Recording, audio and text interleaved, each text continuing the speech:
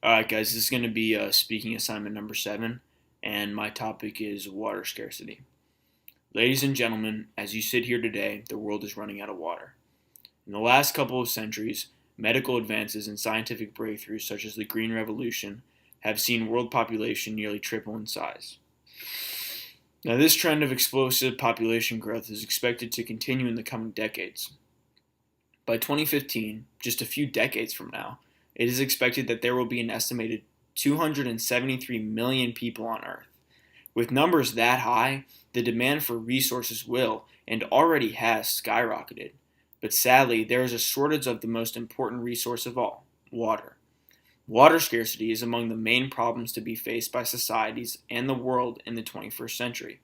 Water use has been growing at more than twice the rate of population increase in the last century, and although there is no global water scarcity as such, an increasing number of regions are chronically short of water. Times of oil shortages, such as the 1973 embargo instituted by OPEC, demonstrate the chaos associated with the shortage of a resource. And that was just oil. Imagine the level of chaos and destruction that would be seen even in the US if there was a shortage of water. Unlike oil, water is essential for survival. The issue of water scarcity is a big one, and is both a natural and man-made phenomenon. There is enough fresh water on Earth for 7 billion people. However, it is distributed unevenly, and too much of it is wasted, polluted, and unsuitable.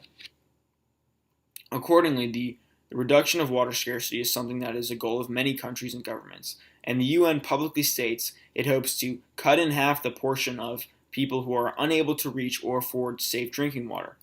But despite widespread efforts to combat water scarcity, the issue is still at the forefront of international affairs. It affects every continent, and around 1.2 billion people, or almost one-fifth of the global population, live in areas affected by physical water scarcity, and another 1.6 billion, or one quarter of the world's population, live in an area facing economic water scarcity. But what's the difference between economic and physical water scarcity? For one, physical water scarcity is the result of environmental degradation, or climate change, and can rarely be reversed, whereas economic water scarcity occurs when countries lack the proper infrastructure or funding to take water from rivers and aquifers. Now, water covers 70% of our planet, and it is easy to think that it will always be plentiful.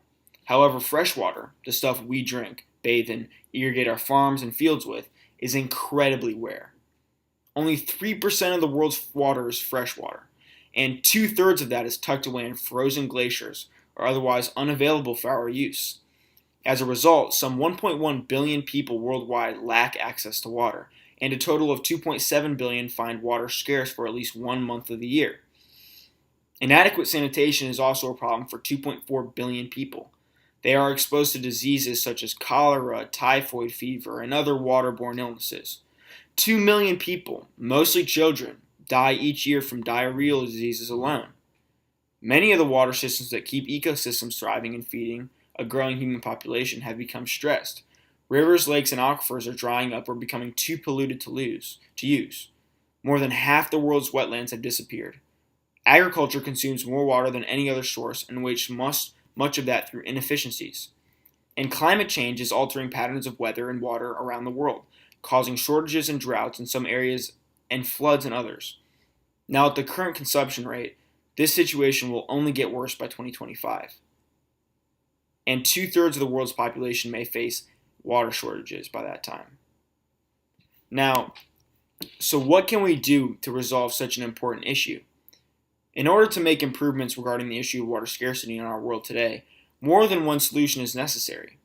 Although water scarcity is not a substantial problem to every country, many countries feel the effects of water scarcity, and the issue must be addressed. If the issue is not dealt with soon, it will become a problem for many other countries in the near future, some of which are already beginning to feel the effects. There are several actions that would be effective in preserving and conserving water. One possible solution is the use of desalination technology. This system is described as filtering salty water through membranes and removing the salt through electrodialysis and reverse osmosis. This procedure has worked for about 130 nations in North Africa and the Middle East. And with this system, these nations are currently producing 6 billion gallons of usable water a day. Now, also, the United States has a total of 1,200 desalinating plants, most of which are in modest-sized communities. Recently, however, the desalination process has become much more practical for metropolitan areas, and reverse osmosis systems have made significant improvements. But despite these improvements, only 2.3% of wastewater that is generated by municipalities is currently being recycled and reused. If water were saved by utilizing reclaimed water for irrigation in Tucson, Arizona alone, in just this one town alone, 31,000 families could be supported from this amount. Now, these innovations are also cost effective. If Los Angeles County used reclaimed water instead of piping the water into the county, $26 million would be saved in piping costs alone. Globally, implementing simple recycling and filtration systems would be a relatively easy task that would reap outstanding benefits. Making these global advancements would be a monetarily and environmentally friendly step in the right direction toward the reduction of global water scarcity. Now, a common question many people ask me after I have given this speech is, what if global warming is just a hoax? And while I'm not a scientist, I do know that there is scientific proof that climate change exists, meaning that temperatures are rising and glaciers are melting.